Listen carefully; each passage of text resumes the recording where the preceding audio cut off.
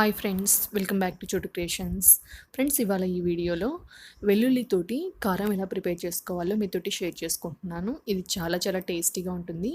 So రైస్లోకి నెయ్యి వేసుకొని అలాగే ఈ వెల్లుల్లి కారం వేసుకుని తింటే చాలా చాలా టేస్టీగా ఉంటుంది. సో దాని ప్రిపరేషన్ ప్రాసెస్ ఎలాగో ఇప్పుడు ఈ వీడియోలో మీరు చూసేసేయండి.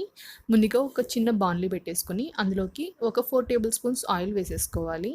చూడండి, ఆయిల్ కూడా వేసేసుకుంటున్నాను.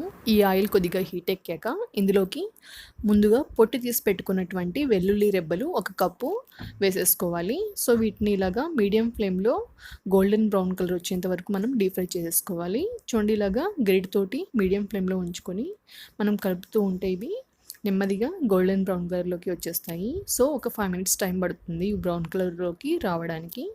చూడండి, ఇప్పుడు ఇవి బ్రౌన్ కలర్లోకి వచ్చేసాయి. సో ఈ రెసిపీ వచ్చేసి మనం పప్పులోకి కూడా చాలా బాగుంటుందన్నమాట. సో చూడండి, ఇప్పుడు బ్రౌన్ కలర్లోకి వచ్చేసాయి కదా. ఇప్పుడు ఇందులోకి 1/2 టీ స్పూన్ పసుపు వేసేసుకోవాలి. అలాగే ఇందులోకి వేయించి పొడి చేసి పెట్టుకున్నటువంటి జీలకర్ర పొడిని కూడా వేసేసుకోవాలి.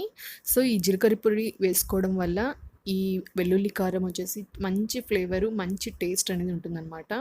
సో ఇప్పుడు ఇందులోకి ఒక 2 టేబుల్ స్పూన్ల జీలకర్ర పొడిని కూడా వేసేసాను. అలాగే రుచికి సరిపడా సాల్ట్ని, అలాగే 1 టేబుల్ స్పూన్ కారాన్ని కూడా వేసేసి ఒక 2 నిమిషాల పాటు మీడియం ఫ్లేమ్లో ఉంచుకొని బాగా వేయించేసుకోవాలి. ఇలాగ వేయించేసుకుని దింపేసుకుంటే ఎంతో టేస్టీగా ఉండే వెల్లుల్లి కారం రెడీ అయిపోతుంది. సో దీన్ని మనం పచ్చడిలాగా కూడా యూస్ చేసేసుకోవచ్చు. 1 వీక్ వరకు కూడా ఇది ఏమీ చెడిపోదు. ఎందుకంటే మనం ఇందులోకి వాటర్ కానీ వేరే ఏమీ యూస్ చేయలేదు కాబట్టి ఒక 1 వీక్ వరకు కూడా ఇది నిల్వ ఉంటుంది. సో చాలా చాలా టేస్టీగా ఉంటుంది. రైస్లోకి వచ్చేసి నెయ్యి వేసుకుని వెల్లుల్లి కారంతో తింటే చాలా చాలా టేస్టీగా ఉంటుంది.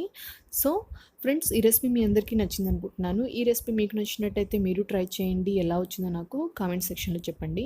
నా వీడియోస్ మీకు నచ్చినట్టయితే నా వీడియోస్ని లైక్ చేయండి. మీ ఫ్రెండ్స్కి అలాగే మీ ఫ్యామిలీ మెంబర్స్కి నా వీడియోస్ని షేర్ చేయండి. మన ఛానల్ని ఫస్ట్ టైం చూస్తున్నట్టయితే ఛానల్ని సబ్స్క్రైబ్ చేసుకోవడం మాత్రం మర్చిపోకండి. Thank you.